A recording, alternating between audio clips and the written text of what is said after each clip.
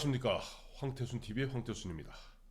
오늘은 서울대학교 명예교수이신 김광훈 선생님 모시고 그야말로 새로운 백년을 이야기하고 새로운 백년을 위해서 우리가 그야말로 좋은 정부는 무엇인가에 대해서 그야말로 우리 사회의 원로이시고 또 대한민국 정부학의 어떻게 보면 태두이신 김광훈 선생님께 좋은 말씀을 듣도록 하겠습니다. 선생님 안녕하세요. 원로란 말이 전 제일 싫거든요. 다시 하겠습니다. 아니, 원로가 아니라 아주 젊은 오빠이십니다. 아니, 선생님.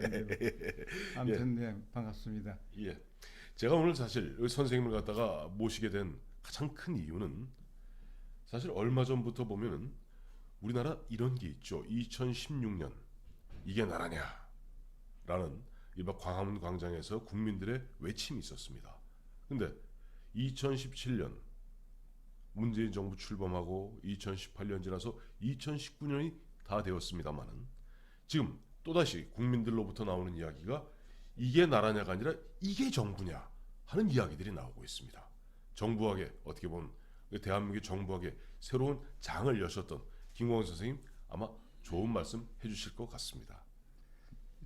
그 정부학이란 말도 별로 많이 쓰진 않았어요. 지금까지 뭐 행정학 네. 그런 정도인데 제가 이제 이승만 정부 때 대학을 들어갔으니까 네. 그리고 이제 재작년에 이제 이승만 정부에 관한 책도 이제 쓰고 네.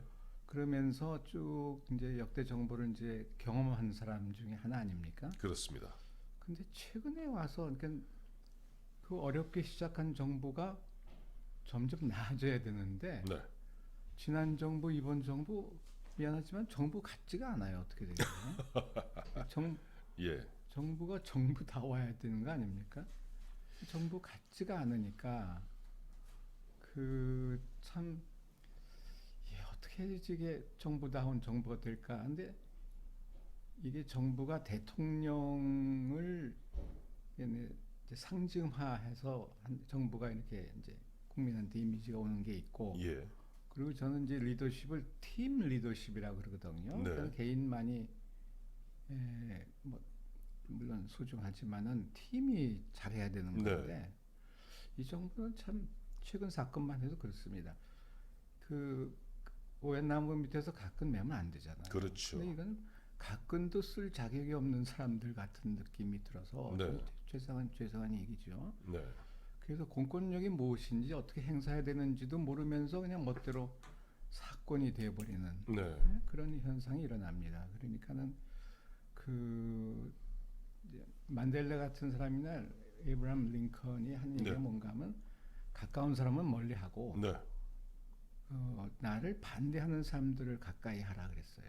네. 만델라 이해가 참 좋은 게 백인이 우리를 이제 싫어하는데 백인하고 이제 경쟁하고 백인이 적인데 백인이 좋아하는 럭비 그 운동을 배워야 된다. 네.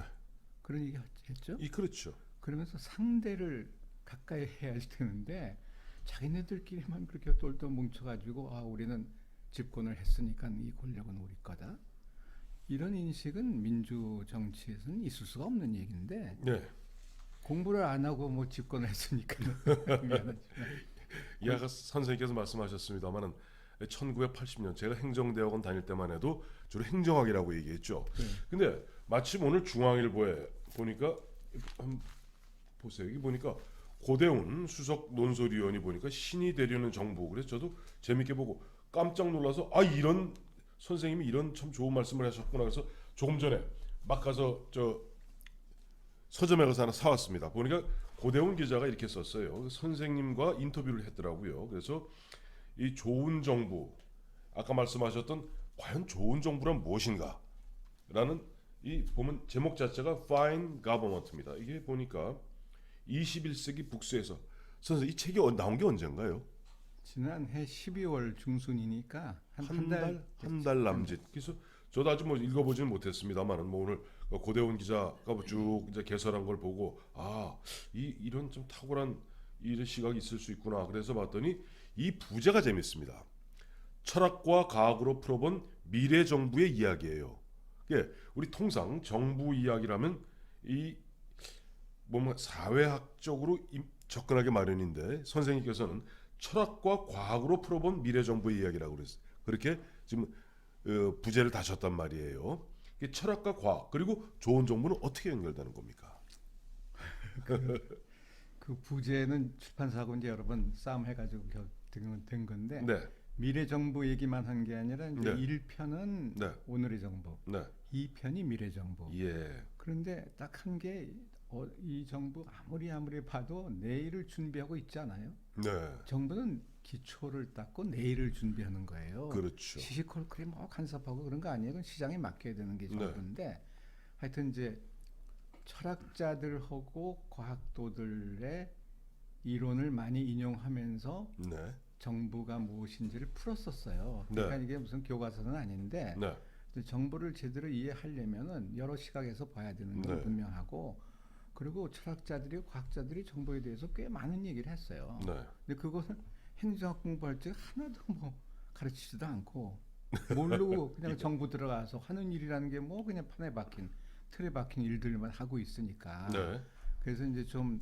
시야를 넓히자는 뜻으로 이제 네. 철학과 과학이라는 얘기를 이제 인용을 했고 네, 그래서 제가 이제 정부학 뭐 이런 공부를 하면서도 네, 주로 이제 그 한눈을 팔았다고 할까요? 뭐 철학책이나 과학책을 훨씬 더 많이 본 셈이어서 그거를 가진 이론을 이제 이쪽으로 이제 해석하는데 온영을 했다 이렇게 예. 이해하시면 됩니다. 예, 뭐 시청자 여러분 뭐 아시는 분은 아시겠습니다만 우리 김광우 선생님은 행정학, 정부학도 하셨습니다만 실제 단순히 학교에서 제자들을 가르치고 학문적 영역만 넓히신 게 아니에요.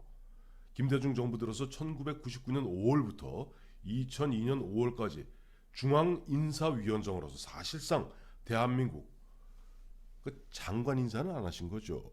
아니죠. 예, 그건 뭐 그건 대통령 소관이고. 대통령 예, 소관입니다만은 우리 흔히 이야기하는 직업 공무원들의 인사를 총괄했던 그런 자리에서 3년 넘게 4년 가까이 중앙인사위원장을 하시면서 학교에서의 어떤 그런 이론적 틀을 갖다가 현실 현실 정부 운영에 직접 운영해 보셨던 분이기도 합니다. 그렇기 때문에 조금 전 선생님께서 말씀하신 정부와 시장 관계를 말씀하셨지 않습니까? 그러니까 시장 우리 대한민국 정부 역대 정부는 항상 정부가 시장을 이기려고 들어요. 그렇죠. 시장을 자기네 품 안에 있다고 생각하는 게 이제 네. 옛날의 사고 방식이었는데 산업공상식으로. 그렇죠. 예. 뭐 그건 옛날 얘기고 네. 그 이제 정부와 시장의 관계는 참 애매합니다. 사실은 그런데 아담 스미스나 뭐 케인즈 이후 쭉 정부는 이제 시장을 품고 있고 네. 근데 하이에크 같은 사람이 이제 거기에 반기를 들지 그렇죠. 않습니까? 예. 뭐 교수들 얘기할 필요는 없지만 그런데 하여튼 그 정부는 항상 상위에 있다고 생각합니다. 네. 근데 이제 점점 보니까는 정부 실력보다 시장 실력이 낮거든요. 네. 그러니까는 용어는 공유정부라는 말을 쓰는데 네. 어느 신문 논설위원이 옛날에 쓴 글을 보니까 네. 왜 문화융성 이런 거를 정부가 할 필요가 뭐가 있느냐 그런 얘기. 박근혜 정부 때 얘기입니다. 예. 문화융성. 그 금호 실업 같은데 맡기면 네. 거기 음악도 알고 훨씬 더 잘할 텐데 왜 시장에 잘하는 일을 왜 정부가 맡아서 하려고 그러느냐. 자꾸 했지만 이호철 소설가 같은 분은 네. 남북 관계 뭐 정치적으로 이용하려고 그러지만 아니 그 이산 가족 네네. 하지 말고 예. 그 DMZ에다가 집 몇 채만 지어주면은 알아서. 서로 네. 통하니까 그래서 누군지 언제 만나자 그럼 만나게 하는 게 자연스러운 거지. 네.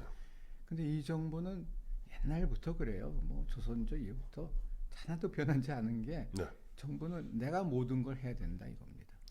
바로 그렇기 때문에 선생님께서 여기 보면 이 좋은 정부 책 여기도 그렇고 이 좋은 정부를 갖고 아마 고대원 기자도 고대원 논설위원도 그걸 보면서 제목을 따는 것이 신이 되려는 정부. 그러면서 이 선생님이 이 좋은 정부의 핵심은 뭐냐니까 과연 정부는 신인가 하는 의문을 던지셨어요. 그렇죠. 예. 그러니까 보통은 우리가 뭐 신의 직장이란 말은 쓰죠. 네. 참 뭐 정부에 들어가기만 하면 만년세세 뭐 다 아시는 내용인데 네. 이번 사건도 그렇고 정부 돈을 뭐 마구 쓰는 거예요. 네. 참 뭐 예산 뭐 절차 따라 뭐 통과 심의하고 뭐 다 규정에 따라서 집행하고 그러는 것 같지만 네. 그 뭐 세금 도둑이라 그러는데 예산 도둑들이에요. 보면은 그러니까 도둑이 그 예산을 확보했으면 제대로 쓰겠습니까? 쓰는 것도 뭐 방만하게 이제 쓰는 거죠. 국민만 그냥 세금 열심히 내는데 네.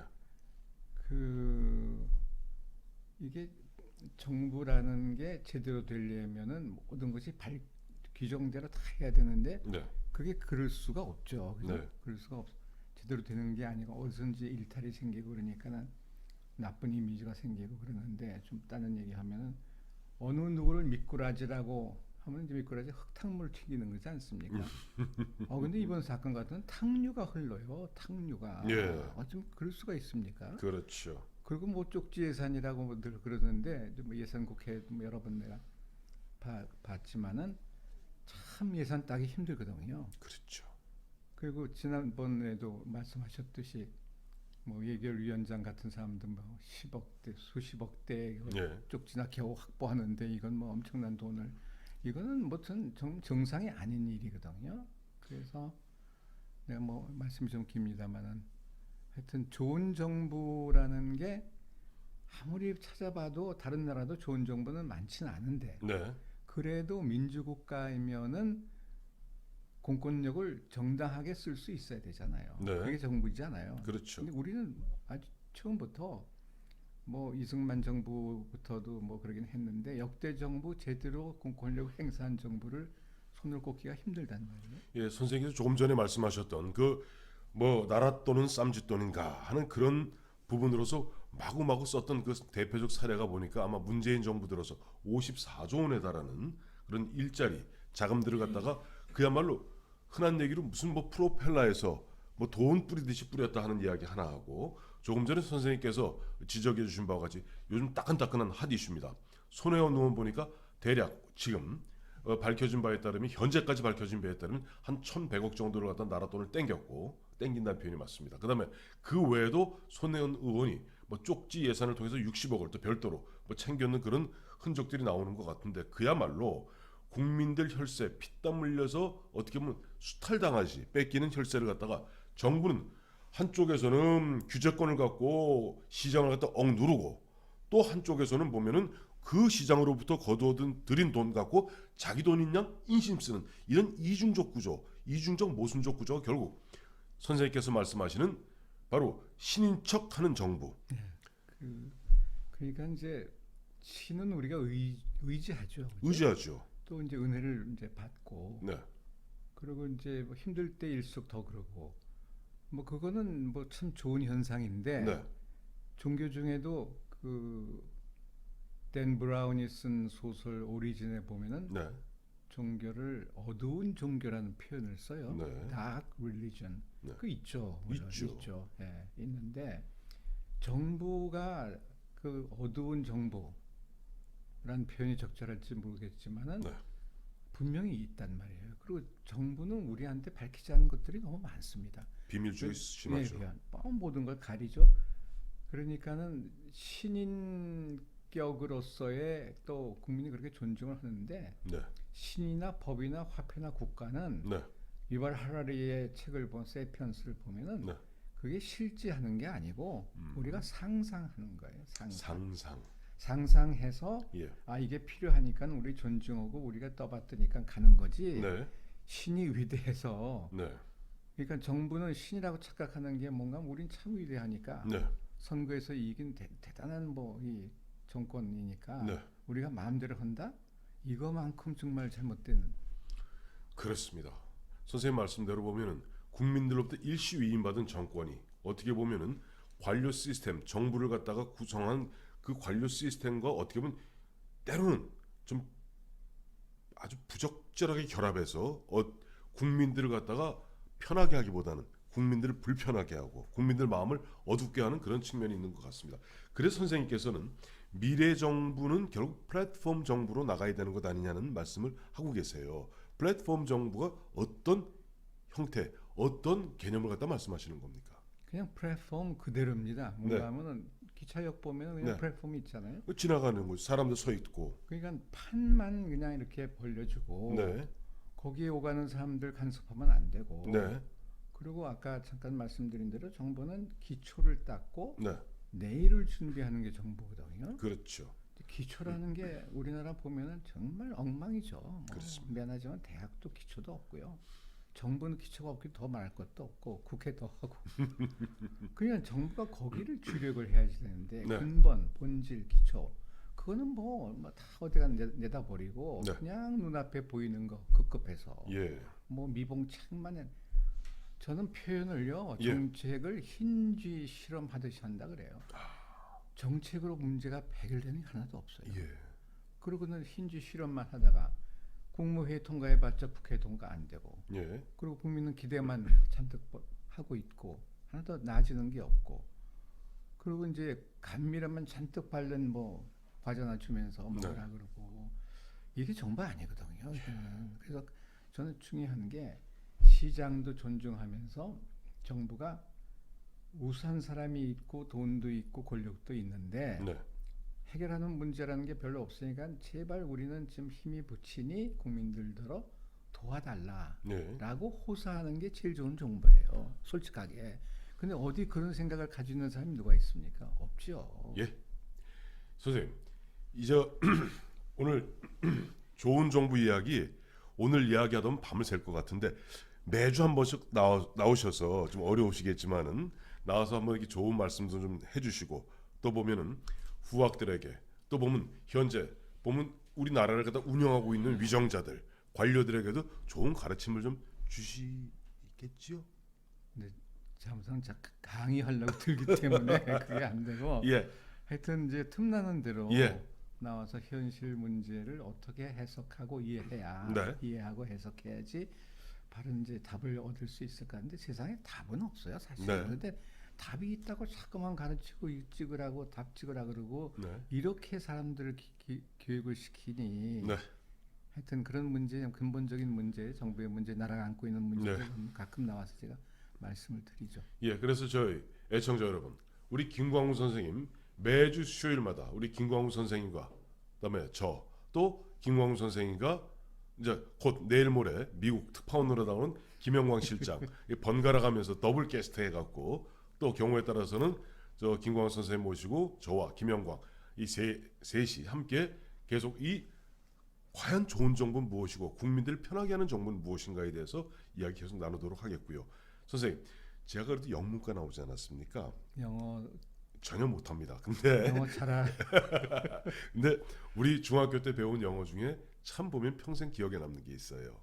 Honest is best policy. 그럼요. 정직이 이 최상의 정책이다. 그럼요.